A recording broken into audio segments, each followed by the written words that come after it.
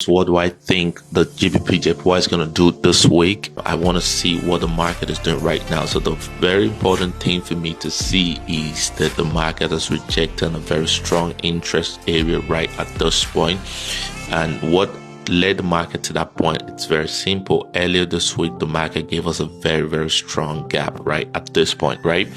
So the market giving us a strong gap. The gap was about 150 to 160 pips, right? And this is due to the trade wars, over the weekend between the US, China, Canada, and Mexico, right? So that really caused a lot of shock in the market over the weekend across board on every currency pair, right?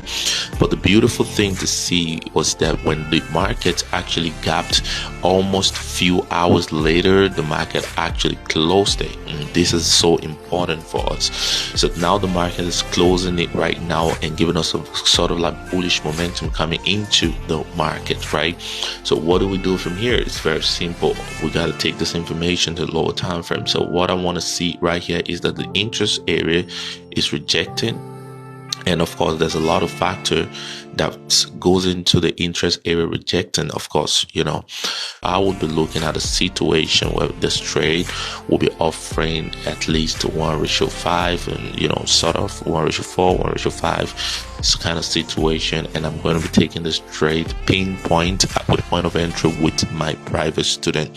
So if you find this helpful and you just don't have to complicate the market, if you find this really helpful, you can stay tuned. Maybe I'm just going to be doing these every now and then, but if you want to get a straight to point entry and just much more psychological depth into this, why is the point of interest, where the point of interest is at, what factored it, what should we look at, right? You should sign up for the Swing Trader First Academy and join my community. So thank you so much. I hope this was helpful, and I hope I was able to answer your question. So good luck to everyone that are going to take this, because I know thousands of you actually go with most of the setups that I sent out. Make sure the most important thing you want to do is to make sure your risk management are always intact, right? You can't be too certain in the markets. We're playing in an uncertain field, in a field driven by probabilities, and just putting your hedge ahead, right?